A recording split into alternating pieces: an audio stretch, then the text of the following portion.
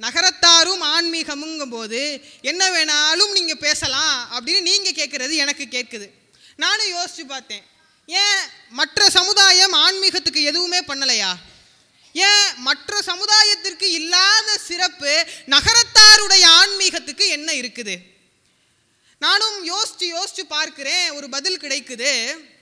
என்னன்னா, தாயும் தந்தையும் இல்லாத சிவபெருமானுக்கு, ஆதி அந்தம் இல்லாத அருணாச்சலனுக்கு, தாயிற் சிறந்த தயாவரனுக்கு தாயையும் தந்தையையும் கொடுத்த சமூகம் நகரத்தார் சமூகம். பெருமான் பார்த்தாரு, மதுரையில் ஒரு பாட்டி புட்டு சுட்டு விட்டுக்கிட்டு இருந்தா. சரி சாப்பிடலான்னு வந்தா. பாண்டிய மன்னன் கூட்டிகிட்டு போய் பெரம்பாலே அடித்தான். அர்ஜுனன்னு ஒருத்தர் இருந்தான். அவன் பாசுபதாஸ்திரம் வேண்டும்னு சொல்லி வேண்டுனா சிவபெருமான் வந்து பாசுபதாஸ்திரம் கொடுக்கையில் அவன் வில்லாலே அடித்தான். சாக்கிய நாயனார்னு ஒருத்தர் இருந்தார். அவர் பூஜை பண்ணுறேங்கிற பேரில் கல்லாலே அடித்தார். இப்படி பல வகையாக அடி வாங்கின சிவபெருமான் யோசிச்சு பார்த்தாரு, நமக்கு ஒரு அம்மா இருந்தா கேட்பால்ல, ஏன்னா என் பிள்ளைய அடிச்ச ஒரு வார்த்தை, எனக்கு ஒரு அம்மா இருந்தா கேட்பால்ல, எனக்கு ஒரு அப்பா இருந்தா கேட்பார்ல, ஏன்னா என் மகன் அடிச்சேன்னு கேட்பார்லன்னு யோசிச்சு சிவபெருமானுக்கு மட்டும்தான் தாயாரையும் தந்தையாரையும் தேர்ந்தெடுக்கிற ஒரு ஆப்ஷன் இருந்துச்சு. அப்படி சிவபெருமான் தன்னுடைய தாயையும் தந்தையையும் தேர்ந்தெடுத்த சமூகம் நகரத்தார் சமூகம். யாருன்னு நமக்கும் தெரியும். தந்தையா பட்டினத்தார் எடுத்தாரு, தாயா காரைக்காலம்மையாரை எடுத்துக்கிட்டாரு. பட்டினத்தாரினுடைய கதையும் தெரிஞ்ச கதை தான். வானத்தில் சிவபெருமானும் குபேரனும் வரும் பொழுது குபேரன் காவிரி பூம்பட்டினத்தில் வாழ்ந்த நகரத்தார்களுடைய சிறப்பை பார்த்துட்டு, இந்த குளத்தில் போய் நான் வாழணும், நான் பிறப்பெடுக்கணும் அப்படின்னு சொல்லி கேட்கிறான். சிவபெருமான் சொல்கிறாரு, சரிப்பா நீ போற, நானே உனக்கு மகனா வந்து பிறந்து மீண்டும் உன்னை கைலாயத்திற்குள் அழைத்து வருகிறேன்னு சொன்னார். அவரும் பட்டினத்தாரா வந்து பிறக்கிறாரு. நான் யோசிச்சு பார்க்குறேன், குபேரன்கிட்ட இல்லாத காசா, குபேரன்கிட்ட இல்லாத செல்வமா, ஏன் நகரத்தார் குலத்தில் வந்து பிறக்கணும்னு குபேரன் யோசிச்சானா, காவிரி பூம்பட்டினத்திலே நகரத்தார் வாழ்ந்த ஆன்மீக வாழ்வியலை பார்த்த பிறகுதான் இந்த சமுதாயத்தில் நான் பிறக்க வேண்டும் என்று குபேரனுக்கே பிறக்க ஆசை எடுக்க வைத்த சமூகம் நம்முடைய நகரத்தார் சமூகம். காரைக்காலம்மையாரினுடைய கதையும் தெரிந்த கதை தான். பரமதத்தனை கல்யாணம் பண்ணிக்கிறாங்க. வட்டி கடையில் இருக்கும்போது பரமதத்தனுக்கு நண்பர் 2 மாம்பழம் வந்து கொடுக்குறாரு. மாம்பழத்தை கொடுத்தவொடனே அவர் என்ன பண்ணுறாரு, வேலைக்காரன்ட்ட கொடுத்து வீட்டில் ஆட்சி இருப்பாக கொடுத்துட்டு வான்னு சொல்கிறாரு. பரமதத்தன் போய் மாம்பழத்தை கொடுத்த உடனே காரைக்காலம்மையார் பார்த்தாங்க. சிவபெருமான் முனிவராக சாப்பிட வந்தார். சாதம் மோர் மாம்பழத்தை வச்சு சாப்பாடு கொடுத்துட்டாங்க. பரமதத்தன் வீட்டுக்கு வரான். சாப்பாடு போடணும். போடும்போது அந்த 2 மாம்பழத்தில் ஒரு பழத்தை சிவனடியாருக்கு வச்சாச்சு. இன்னொரு மாம்பழத்தை செட்டி சாப்பிட கொண்டு வான்னு கேட்குறான். அப்போ கொண்டு வந்து சாப்பிட வைக்கையில் நல்லா நம்மளாக இருந்தால் என்ன பண்ணியிருப்போம், சேலத்து மாம்பழமா மல்கோவா மாம்பழமானு சாப்பிட்டு டேஸ்ட் பார்த்துருப்போம். அதே மாதிரி ஏதாச்சும் ஒரு மாம்பழம் இருந்திருக்கும். சாப்பிட்டு பார்த்துட்டு நல்ல செட்டியாராக இருந்தால் என்ன சொல்லியிருக்கணும், புனிதவதி பழம் சூப்பராக இருக்குது, நான் ஒரு பழம் சாப்பிட்டேன், நீ ஒரு பழத்தை சாப்பிடுன்னு சொல்லியிருக்கணும். ஆனால் பரமதத்தன் சொன்ன வார்த்தை, இன்னொரு பழத்தையும் கொண்டு வா நானே சாப்பிட்றேன். இப்போது நம்ம ஆளாக இருந்தால், இன்றைக்கி இருக்கிற ஆளாக இருந்தால் அதெல்லாம் அடியாருக்கு போட்டேன் இல்லை நானே சாப்பிட்டேன்னு சொல்லியிருப்பாங்க. ஆனால் காரைக்காலம்மையார் கணவன் ஒரு பொருளை கேட்டு கொடுக்க முடியாதே அப்படிங்கிற ஒரு நிலை வந்தோடனே சிவபெருமான்கிட்ட ஓடி போய் அழுறாங்க. சிவபெருமான் மாங்கனியை கொடுக்குறான். இப்போ கொண்டு வந்து பரமதத்தன் சாப்பிட்ட உடனே அந்த பழத்தை விடுது டேஸ்ட்டாக இருக்கே, இது சிவபெருமான் கொடுத்தது. அப்படியா, அப்போ இன்னொரு பழத்தை கொண்டு வர சொல்லு பார்ப்போம் அப்படின்னு பரமதத்தன் கேட்கவும், மறுபடியும் பூஜை அறைக்குள்ளே போய் காரைக்காலம்மையார் பழம் கேட்க, சிவபெருமான் பழம் கொடுக்க, வாங்கி வந்து பரமதத்தன் சாப்பிட போறா, பழம் மறைஞ்சு போயிடுது. காரைக்காலம்மையார் சொன்ன பதில் என்ன சொன்னீங்க, இன்னொரு பழம் வாங்கிட்டு வா பாப்போன்னு சொன்னீங்களா, பார்த்த உடனே மறைஞ்சு போச்சுன்னு சொன்னதுக்கப்புறம் பரமதத்தன் அவர்களை விட்டு விலகி போவான். பேய்வை வடிவம் எடுத்து காரைக்காலம்மையார் கைலைக்கு போகையில தான் இங்கே சீன் வருது. உமாதேவி பார்த்து கேட்கிறா, காரைக்காலம்மையார் எலும்பு வடிவம் தாங்கி தலைகீழா கைலை மலையை நோக்கி போகிறாங்க. இப்போ போகும்போது பார்வதி தேவி கேட்கிறா, சுவாமி யார் இந்த அம்மா பயமாக இருக்குதுன்னு கேட்டோன்னா சிவபெருமான் சொன்ன வார்த்தை சேக்கிழார் சொல்கிறார், வரும் இவள் நம்மை பேணும் அம்மைகாள் உமையே, நம்மளை பார்த்துக்கிற அம்மா வந்திருக்காங்க பராசக்தின்னு சொன்ன உடனே தான் தெரியுது நகரத்தார்கள் ஏன் சிவபெருமான் அத்தனை பெண்மணியும் இருக்க காரைக்காலம்மையாரை தன்னுடைய தாயாக தேர்ந்தெடுத்து கொண்டார் என்றால், காரைக்கால் அம்மையார் சிவபெருமான் மீது வைத்திருந்த நம்பிக்கை, நகரத்தார் இறைவன் மீது வைத்திருந்த நம்பிக்கை. இப்போ நகரத்தாரும் ஆன்மீகமுங்கும்போது ஆலய திருப்பணியை விட்டுட்டு என்னால் பேச முடியாது. நகர கோயில்களை பற்றியே நான் 4 மணி நேரம் பேசலாம், ஆனால் நான் அதை தொடலை. இன்னொரு சகோதரர் பேசுகிறதுனால நான் நகர கோயில்களை தொடலை. இன்னொரு விஷயம் சொல்லலாம், நகர கோயில்கள் நம்ம வாழ்ந்த இடம். அப்போ நம்ம இருந்த இடத்துல பக்கத்தில் ஒரு கோயில் கட்டி மெயின்டைன் பண்ணதெல்லாம் ரொம்ப ஈஸியான விஷயம்னு சொல்லலாம். ஆனால் பாடல் பெற்ற 272 தலங்களில் 150 தலங்களுக்கு மேலே நகரத்தாரினுடைய திருப்பணி இருக்கிற தலங்கிறது தான் சிறப்பு வாய்ந்த ஒரு விஷயம். நான் ஒரே ஒரு கோவிலினுடைய சிறப்பு மட்டும் சொல்கிறேன்.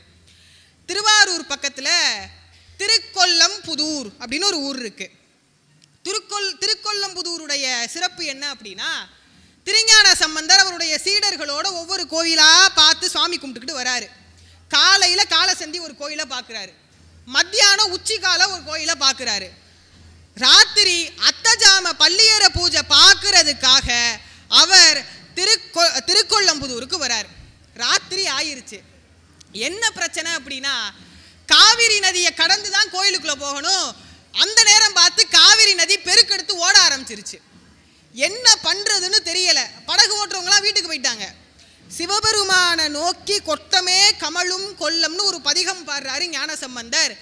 சிவபெருமான் வந்து சொல்கிறார், அந்த படகுல ஏறி உட்காருங்கப்பா, கண்ணை மூடி கண்ணை திறக்கிற நேரத்துக்குள்ளே நான் கோயிலுக்குள்ளே கூட்டிகிட்டு வந்தேன்னு சொல்கிறார். அப்போ கண்ணை மூடி கண்ணை திறந்த உடனே கோயில் வந்துருச்சு. இங்கே தான் சிவபெருமானுடைய கருணையை பார்க்கணும் பாருங்க. எதுக்கு வந்தாங்க கோயிலுக்கு?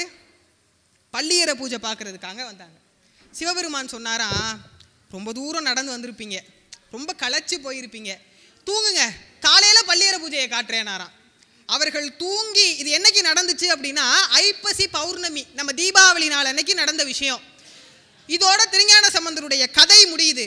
இங்கெங்க நகரத்தார் திருப்பணி வந்துச்சுன்னு கேட்டால், அதுக்கப்புறம் அந்த ஆலயம் பல ஆண்டுகள் சிதிலமடைந்து போயிருச்சு. நற்சாந்துப்பட்டியை சேர்ந்த ராமன் செட்டியாருங்கிற ஒருத்தர் அந்த கோவிலை போய் பார்த்து, அந்த கோவில் பக்கத்தில் 100கணக்கான ஏக்கரை வாங்கி கோவில் பேருக்கு எழுதி வச்சு, அங்கே இருக்கிற சாமிக்கும் அம்பாளுக்கும் சொர்ண அங்கிகளும் பல ஆபரணங்களையும் செய்து, அந்த படகு திருவிழா இருக்குல்ல, அந்த படகு திருவிழாவை திருவிழாவாக எடுத்து நடத்தினவர் ராமன் செட்டியார். இது அன்னைக்கு மட்டும் நடந்திருந்தா ஒரு சிறப்பு கிடையாது, இன்னைக்கு வரை நடக்குது. இன்னைக்கு வர அந்த ராமன் செட்டியாரினுடைய குடும்பத்தை சார்ந்தவர்கள் தீபாவளி நாளன்று, தீபாவளி அன்று வரும் அமாவாசை என்று அந்த திருக்கொல்லம்புதூருக்கு போய் அந்த ஊரில் இந்த திருவிழாவை நடத்தி, அங்கே வர தீபாவளி அன்னைக்கு வர எல்லாருக்குமே எண்ணெயும் சீயக்காயும் கொடுக்குற பழக்கம் இன்னைக்கு வர திருக்கொல்லம்புதூரில் இருக்கே. இதுதான் நகரத்தாரினுடைய ஆன்மீக்கு மிகப்பெரிய சிறப்பு. இன்னும் ஒரு விஷயம், பொதுவாக ஹிந்து முஸ்லீம் பிரச்சனையை கூட சமாளிச்சிடலாம், ஹிந்து கிறிஸ்டியன் பிரச்சனையை கூட சமாளிச்சிடலாம். ஆனால் சைவத்துக்கும் வைணவத்துக்கும் இருக்கிற பிரச்சனையை சமாளிக்கவே முடியாது. நகரத்தார்கள் சிவகோத்திரத்தை சார்ந்தவர்கள், ஆனால் சைவத்துக்கு எவ்வளவுக்கு எவ்வளவு கோவில் திருப்பணி பண்ணாங்களோ அதுக்கு ஈக்குவலாக வைணவத்துக்கும் கோவில் இருக்குது. ஒரு கதை கூட, ஒரு கதை சொல்லுவாங்க. காஞ்சிபுரத்தில் ஏகாம்பரர் கோயில் ஒரு தெரு, வரதராஜ பெருமாள் கோயில் இன்னொரு தெரு. ஏகாம்பரர் கோயிலை சார்ந்த ஒரு மிகப்பெரிய சுத்த சைவர், அவருடைய வீடு வரதராஜர் கோயில்கிட்ட தான் இருக்குது. தினமும் காலையில் ஏகாம்பரரை பார்க்க வரணும். அப்போது வரும்பொழுது வரதராஜர் கோயிலை தான் தாண்டி வரணும். இவர் எப்படிப்பட்ட சைவர் அப்படின்னா, பெருமாள் கோயிலை பார்க்க மாட்டார். பெருமாள் கோயில்கிட்ட வரும்போது துணி எடுத்து முக்காடு போட்டுக்கிட்டு கோயிலுக்குள்ளே போயிடுவார், சிவன் கோயிலுக்குள்ளே வந்துடுவார். பெருமாள் பார்த்தாரு, முடியலை. கைலாயத்தில் போய் சிவபெருமான்கிட்ட கேட்டாராம், என்ன ஆளை வச்சு நக்கல் பண்ணுறியா? சைவனாக இருந்தால் உன் கோயிலுக்குள்ளே வர வேண்டியதானே, அது என்ன என் கோயிலுக்குள்ளே போகும்போது முக்காடு போட்டு போகிறது? சிவபெருமான் சொன்னாரா, நான் சொல்லி பார்த்துனேயா, கேட்க மாட்டாங்கய்யா. சொன்னோன்னே இரு நான் அவனை கேட்க வைக்கிறேன்னு சொல்லிட்டு பெருமாள் என்ன பண்ணாராம், ஒரு காக்கை வடிவம் எடுத்து வரதராஜர் கோயில் மாடத்தில் போய் உட்காந்து, அந்த செவத்தில் போய் உட்காந்துருந்தாராம். இவர் எப்பவும் போல் காலையில் குளித்து முழுகி ஏகாம்பரேஸ்வரர் கோயிலுக்கு வராரு. அப்போது வர வழியில் மேலே மாடத்தில் உட்காந்துருந்த காக்காயாக உட்காந்துருந்த பெருமாள் என்ன பண்ணாராம், மாடத்திலிருந்து ஒரு செங்கலை தட்டி, ஒரு கல் அப்படி தட்டி விட்டாராம். அது பெரிய கல் கீழே விழுந்து முக்காடு போட்டவர் தலையில் விழுந்து ரத்தம் கொத கொத கொதான்னு ஊற்றுது. நம்ம ஆளாக இருந்தால் என்ன சொல்லியிருப்போம்? தலை வலிக்குது ஆஸ்பத்திரிக்கு ஓடுங்கயான்னு சொல்லியிருப்போம். ஆனால் அந்த தீவிர சைவர் மேலே காக்காயை பார்த்து சொன்னாரா, உன்ன மாதிரி ஒரு தூய சைவ காக்காயை நான் பார்த்ததே இல்லை. ஏன் தெரியுமா, எப்படியாவது என்னை அடிக்கணுங்கிற சாக்கிலையாவது பெருமாள் கோயிலோட ஒரு கல்லை நகர்த்தின பார்த்தியா, ஒன்ன மாதிரி ஒரு சைவ காக்காயை நான் பார்த்ததில்லை. தினமும் ஒவ்வொரு கல்லை நகர்த்தி போடு, நீ தான் சைவத்திலே மிகச் சிறந்த அடியாருன்னு சொன்னாராம். அப்போது இந்த சைவத்துக்கும் வைணவத்துக்கும் இருக்கிற பிரச்சனை இருக்கே, தீராத பிரச்சனை. நான் யோசிச்சு பார்க்குறேன், நகரத்தார்கள் சைவத்துக்கும் வைணவத்துக்கும் இணையான தொண்டு செய்திருக்கிறார்கள். நகர கோயில் 9ல் 3 கோயில் பக்கத்திலே பெருமாள் கோயில் இருக்குது. அதுவும் திருப்பணி செய்தவர்கள் நகரத்தார்கள் தான். நாட்டரசங்கோட்டையில் பெருமாள் கோயிலார் வீடுனே ஒருத்தருக்கு வீடு இருக்குது, ஏன்னா பெருமாள் கோயில் கட்டினதுனால. அப்போது ஊர் முழுக்க சைவத்துக்கும் வைணவத்துக்கும் நகரத்தாரினுடைய பணி சிறப்பாக இருந்திருக்கு. நான் ஒரு விஷயம் சொல்லாமல் வைணவத்தை முடிக்க முடியாது. கம்பனடிப்பொடி சா கணேசன் நம்மள நிறைய பேருக்கு தெரிஞ்சிருக்கும், இளைய தலைமுறைகளுக்கு தெரியாமல் கூட போயிருக்கும். 1960களுக்கு மேலே பேரறிஞர் அண்ணா தமிழ்நாட்டில் ஒரு முழக்கம் விடுறாரு. கம்பராமாயணம் புத்தகத்தை தமிழகத்தில் எரிக்கணும்னு சொல்லி ஒரு கோஷ்டி கிளம்புது பேரறிஞர் அண்ணாவினுடைய தலைமையில். அது கம்பராமாயணத்தை மட்டுமில்லை, ராமாயணத்தையே அழிக்கணும் அப்படிங்கிற ஒரு அண்ணாவினுடைய கூட்டம் கிளம்புது. கிளம்பின உடனே கம்பனடிப்பொடி காரைக்குடியில் இருக்காரு. கம்பனடிப்பொடியோட அசிஸ்டண்ட்டுக்கு பக்ஷிராஜன்னு பேர். கம்பனடிப்பொடி ஒரு கத்துறாரு, பக்ஷி என்னுடைய கம்பனை யாரடா எதிர்ப்பது, என்னுடைய ராமனை யாரடா எதிர்ப்பதுன்னு சொல்லி முதல்ல தமிழகத்திற்கு கம்பன் கழகம் என்றை உருவாக்கம் செய்தது, அறிமுகப்படுத்தியது கம்பனடிப்பொடி சா கணேசனார் அவர்கள். அடிப்பொடி மட்டும் இன்னைக்கு இல்லை அப்படின்னா தமிழ்நாட்டில் இன்னைக்கு ராமாயணம்ங்கிற ஒரு விஷயமே மறந்து போயிருக்கும். வேற எந்த ஊர்லையுமே, நானும் பல ஊர்கள் சுற்றினேன், தேடி பார்த்துட்டேன், எந்த ஊர்கள்லையுமே பட்டாபிஷேகம் படிக்கிறதுங்கிற ஒரு வழக்கமே கிடையாது. செட்டிநாட்டில் மட்டும்தான் புரட்டாசி மாதம் முழுவதும் ஊர் முழுவதும் பட்டாபிஷேகம் படிக்கின்ற ஒரு வழக்கம் இருக்கு. அதுவும் நம்மளா ஏற்படுத்திக்கிட்ட வழக்கம் கிடையாது, இது இறைவன் கொடுத்த வழக்கம். நிறைய வீடுகளில் நாகம் இந்த இடத்துல தான் பட்டாபிஷேகம் படிக்கணும்னு சொல்லி இருக்குன்னு நான் கேள்விப்பட்டிருக்கேன். அப்போ சைவத்திற்கும் வைணவத்திற்கும் நகரத்தாருக்கு இணையான ஒருவர் தொண்டு செய்ததே கிடையாது. ஒரு கணக்கெடுப்பு கூட எடுத்தாங்க. சோழர்களுக்கும் பாண்டியர்களுக்கும் அடுத்து நகரத்தார்கள் மட்டும்தான் அதிகமாக ஆலய திருப்பணிகள் செய்திருக்கார்கள்னு ஒரு கணக்கெடுத்திருக்கிறாங்க. நான் யோசிச்சு பார்க்குறேன், இதுதான் பக்தியா? கோயிலாக போய் கட்டடம் கட்டி திருப்பணி செய்கிறது மட்டும்தான் பக்தியா? அப்போது பணம் இல்லாதவங்க, இப்போ அவங்க ஆன்மீகம் பண்ண முடியாதா? மற்றவர்களெல்லாம் ஆன்மீகத்தை திருப்பணியாக செய்த பொழுது நகரத்தார் பெருமக்கள் மட்டும்தான் ஆன்மீகத்தை தங்களுடைய வாழ்வியலோடு கரைத்து கொண்டார்கள். எப்படி சொல்லவா? திருமூலர் தான் சொன்னார், எது கடவுள் இந்த கேள்விக்கு, உள்ளம் பெருங்கோவில் ஊன் உடம்பு ஆலயம் வள்ளல் பிரானார்க்கு வாய் கோபுரவாசல். அந்த வாய் கோபுரவாசல்ங்கிற ஒரு வார்த்தையை நகரத்தார்கள் இறுக்கி பிடிச்சுக்கிட்டாங்க. பாருங்களேன், ஏன் இன்னைக்கு இருக்கிற சின்ன பிள்ளை வர நகரத்தாருடைய ஆன்மீக பழக்க வழக்கம் தெரிஞ்சிருக்கு தெரியுமா? வாழ்வியல்ல அன்றாடம் அவர்கள் ஆன்மீகத்தை கற்றுக் கொடுத்தது தான். பாருங்க, திட்டம் போது கூட, கோபத்தில் ஒருத்தவங்களை திட்டம் போது கூட என்ன தெரியுமா சொல்லுவோம்? பட்டு கிடப்பேன்னு சொல்லுவோம். ஏன் பட்டு கிடப்பானா என்ன? திட்டம் போது கூட அவன் கெட்ட ஏதாச்சும் ஒரு அபசகனத்தில் விழுந்துடக்கூடாது, பட்டில் போய் கெடடா. திட்டம் போது கூட எண்ணத்தில் கோபம் இருக்கும், ஆனால் வார்த்தையில் கோபம் வராது. இந்த சொருகு சட்டின்னு தூக்கு சட்டின்னு ஒரு சொல்லு இருக்கு, அதை தூக்கு சட்டின்னு சொல்ல மாட்டோம், சொருகு சட்டின்னு சொல்லுவோம். அப்போ சொல்ற ஒவ்வொரு சொல்லுக்குள்ளையும் நகரத்தார்கள் ஆன்மீகத்தை பார்த்தவர்கள். நான் இதை ரொம்ப தேடி பார்த்தேன். ஏன் நகரத்தார்கள் எந்த இடத்துல சொல்ல பயன்படுத்தியிருக்காங்கன்னு பார்க்கும்போது சிலப்பதிகாரம் வருது. கண்ணை சொன்ன ஒற்றை சொல்லுக்குள் ஆண்டவங்கள் இயற்கைகள் அத்தனையும் கட்டுப்பட்டு போனது. கோவலன் கொல்லப்பட்டான், எல்லாருக்கும் தெரிஞ்ச ஒரு செய்தி தான். ஆனால் ஒரு முக்கியமான விஷயம், கோவலனுடைய இறப்பு கொலை கிடையாது, அது சூசைட். இவன் என்ன பண்ணுறான், பொற்கொள்ளன் போய் அரசன்கிட்ட சொல்கிறான், இவன் தான் அரசியுடைய சிலம்ப திருடிட்டான் அப்படின்னு ஒரு வார்த்தை சொல்கிறான். சொல்ல உடனே பொற்கொள்ளன் என்ன பண்ணுறான், அடியாளுகளை கூட்டிகிட்டு வந்து கோவலனை கொல்ல சொல்கிறான். அப்போது அவன் இறந்து போகிற அந்த சீனை இளங்கோவடிகள் சொல்கிறாரு, கல்லா களிமகன் ஒருவன் கையில் வெல் வாள் எரிந்தனன் விலங்கூடு அறுத்ததுங்கிறாரு. அவன் உயிரை எடுக்கலையா, அந்த வீரர்கள் எரிஞ்ச வாள் கோவலனுடைய கூட்டத்தான் அறுத்துச்சான். ஏன் அப்போ உயிர் எங்கே போச்சுன்னு கேட்டால், ஓடி வந்தான்ல அங்கே உட்காந்துருக்கான் கோவலன், பொற்கொள்ளன் 2 அடியாளுங்களை கூட்டிகிட்டு வரான் வீரர்கள்ட்ட சொன்னா, இந்த பையன் திருடே, அவனை போய் வெட்டுங்கன்னு சொன்னான். எப்போ திருடேங்கிற ஒரு சொல்ல கேட்டானோ அப்பொழுதே கோவலனுடைய உயிர் போயிருச்சான். அந்த உடம்ப மட்டும்தான் அந்த வாள் அறுத்துச்சுன்னு சேக்கிழார் சொல்றார், இளங்கோவடிகள் சொல்றாருன்னா, நகரத்தார் குடிகள் சொல்லுக்கு பயந்த குடிகள். இதெல்லாம் கதை. நடந்துச்சா நடக்கலையாங்கிறதெல்லாம் விடுங்க. இன்னைக்கு வாழ்க்கையில் எடுத்துக்காட்டு இருக்கா அப்படின்னு கேட்டால், நகரத்தார்களே முக்கியமான ஒரு வழிபாடு ஆன்மீகம், படைப்பு அப்படிங்கிற ஒரு விஷயம். எத்தனையோ சிறு தெய்வங்கள் வழிபாடு, எத்தனையோ படைப்புகள், ஒவ்வொரு படைப்புக்கும் ஒவ்வொரு காரணம் இருக்குது.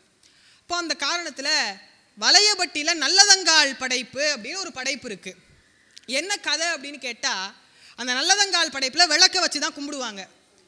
என்ன வச்சு படைப்பாங்கன்னா, மீன் குழம்பும் மீன் வறுத்து வச்சும் படைப்பாங்க. ஏன் இந்த படைப்பு அப்படின்னு கேட்கும்போது தான் தெரிஞ்சிச்சு. யூடியூப்பில் இருக்குன்னு நினைக்கிறேன், தேடி பார்த்தீங்கன்னா கிடைக்கும். அப்போ அந்த படைப்பில் என்ன ஸ்பெஷாலிட்டி அப்படின்னா, அந்த காலத்தில் நல்லம்மைன்னு ஒரு ஆட்சி இருந்திருக்காங்க. அந்த ஆட்சி ஒரு செட்டியாருக்கு 2ஆம் தரமாக கல்யாணம் பண்ணி போயிருக்காங்க. செட்டியாரை விட ஆட்சி கொஞ்சம் இளமையான ஆட்சி. செட்டியார் வட்டி கடையில் இருந்து மீன் அவருக்கு ரொம்ப பிடிக்குமா. மீன் வாங்கி கடையில் வேலை பார்க்குற பையன்கிட்ட வீட்டில் ஆட்சி இருப்பாங்கன்னு சொல்லாமல், அவன் புதுசாக வந்த வேலைக்காரன், அவன்கிட்ட வீட்டில் இருப்பாக, போய் குழம்பு வைக்க சொல்லு அப்படின்னு சொல்லி போய் கொடுத்துட்டு வர சொல்லிட்டாரான் வேலைக்காரன்ட்ட. வேலைக்காரனுக்கு இது ஆட்சின்னு தெரியாது. அவன் வீட்டுக்கு வரான். வீட்டுக்கு வரும்போது பார்த்தா சின்ன வயசாக இருக்காங்க.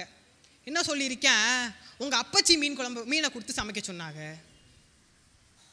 அந்த வார்த்தை எப்படி உறுத்தி இருக்கும். உருகி மருவி மருவி மருவி அந்த நல்லம்மையாச்சி மீன் குழம்பையும் மீன் வறுவலையும் வறுத்து வச்சுட்டு அந்த இடத்துல ஆட்சி உயிரை விட்டுட்டார். அந்த ஆட்சியினுடைய தலைமுறையினர் தான் இன்னைக்கு வர 2 வருஷத்துக்கு ஒருக்கா மீன் குழம்பு வச்சு மீன் வறுத்து வச்சு நல்லதங்கால் படைப்பு வலையபட்டியில் நடக்குதுன்னா, இதை விட ஒரு சிறந்த சான்று நகரத்தார்கள் சொல்லுக்கு பயந்த குடிங்கிறதுக்கு சான்றே வேண்டாம். இன்னும் நிறையா இருக்குது. நான் ஒரு விஷயம் சொல்லி நிறைவு பண்ணிடுறேன். எத்தனையோ ஆன்மீகங்கள் இருந்தாலும், ஆன்மீக பணிகள் எத்தனை இருந்தாலும், பாரதி ஒரு வார்த்தை சொல்கிறான், இன்னருங் கனி சோலைகள் செய்தல். நல்லா பெரிய சோலை வச்சு ஒரு கார்டனிங் பண்ணுறீங்க, இன்னருங் கனி சோலைகள் செய்தல். இனிய நீர் தம் சுவைதம் எச்சல். நல்லா அந்த இடத்துல கார்டனிங்கில் தண்ணியை ஊற்றி நல்லா சுவையாக ஒரு கனி உற்பத்தி பண்ணுறீங்க.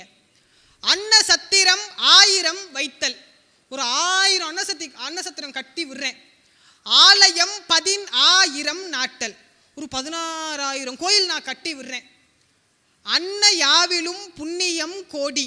இதெல்லாம் விட்டுருப்பா, இதை எல்லாத்தையும் விட கோடி புண்ணியம் தர ஒரு விஷயம் இருக்குது, எது தெரியுமான்னு பாரதி கேட்கிறான். நான் வரும்போது அவர்களுடைய அந்த நோக்கம்னு சொல்லி அந்த இதை நான் எடுத்து படித்தேன். அதில் 4-5 ஒரு 10 நோக்கம் இருந்தது. இந்த அமைப்பினுடைய நோக்கம் என்ன அப்படின்னு நான் முதல் நோக்கம் படித்த உடனே அதை வச்சுட்டேன். மீதி 5 படிக்கலை. ஏன் தெரியுமா?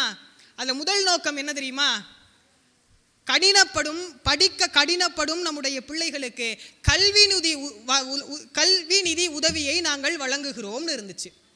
ஒரு சமுதாயம் வளரணும்னா நீங்கள் பொன் கொடுக்கறது, பொருள் கொடுக்கறத, வேலை கொடுக்கறதெல்லாம் தாண்டி அந்த பிள்ளைக்கு கல்வி கொடுக்கறது தான் ஒரு சமுதாயத்தினுடைய மிகப்பெரிய வளர்ச்சி. இப்போ கூட நான் பேசுறதுக்கு முன்னாடி பிள்ளைகளுக்கு கல்வி நிதி உதவி வழங்கினாங்க. அப்போ ஒரு சமுதாயம் வளரும்னா பாரதி சொல்கிறான், அன்ன யாவிலும் புண்ணியம் கோடி ஆங்கோர் ஏழைக்கு எழுத்தறிவித்தல்னு பாரதி சொல்கிறான். அந்த பாரதியினுடைய சொற்படி நான் அந்த இப்படி சொல்லி முடிக்கிறேன் பாருங்களேன். நகரத்தாருடைய ஆன்மீகம் ஏன் தெரியுமா இன்னைக்கு வர ஒரு ஸ்பெஷாலிட்டியான ஒரு ஆன்மீகமாக இருக்குது? என்னைக்கோ நடந்த ஒரு ஆன்மீகம் கிடையாது. இன்னைக்கு வர அந்த சங்கிலி தொடர்ந்து வாழையடி வாழையாக வந்துக்கிட்டே இருக்குது. காசியில் நான் ஒரு விஷயம் சொல்கிறேன். நான் ஒரு 2 மாதத்துக்கு முன்னாடி டெல்லி போயிருந்தேன். உண்மையை சொல்ல போனால் என் வாழ்க்கையிலே என் 19 வயசு அனுபவத்திலே அந்த ஒரு வாரம் ரொம்ப கொடுமையான நாள். ஏன் ஒரு வாரம் இட்டலி இல்லை, நான் பட்ட பாடு எனக்கு தான் தெரியும். கண்ணை திறந்தாலே பீஸா பர்கரு தான். இப்போது அதுக்கப்புறம் ஒரு வாரம் கழிச்சு 200 ரூபா கொடுத்து நான் ஒரு 2 இட்லி சாப்பிட்டதுக்கு அப்புறம் தான் என் வயிறு ஆறுச்சு.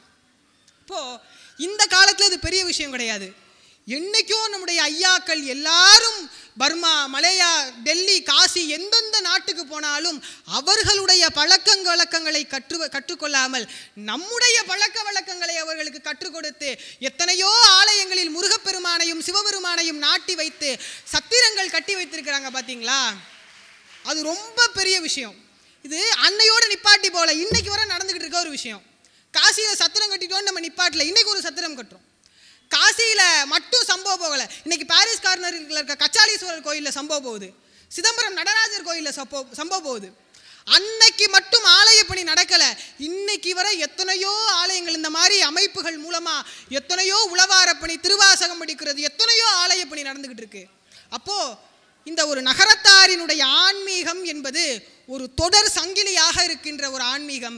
இந்த ஆன்மீக பயணம் இன்னும் எத்தனை வருடங்கள் ஆனாலும் நடந்து கொண்டே இருக்க வேண்டும் என்று வளரொளிநாதரையும் வடிவுடையம்மனையும் மார்த்தாண்ட வைரவரையும் வணங்கி கொண்டே நல்லதொரு வாய்ப்பை நல்கிய பெரியவர்கள் அத்தனை பேருக்கும் வணங்கி விடைபெறுகிறேன். நன்றி, வணக்கம். இந்த தகவல் உங்களுக்கு பிடிச்சிருந்தா லைக் பண்ணுங்க, உங்க ஃப்ரெண்ட்ஸுக்கு ஷேர் பண்ணுங்க, மறக்காம எங்க சேனலுக்கு சப்ஸ்கிரைப் பண்ணுங்க.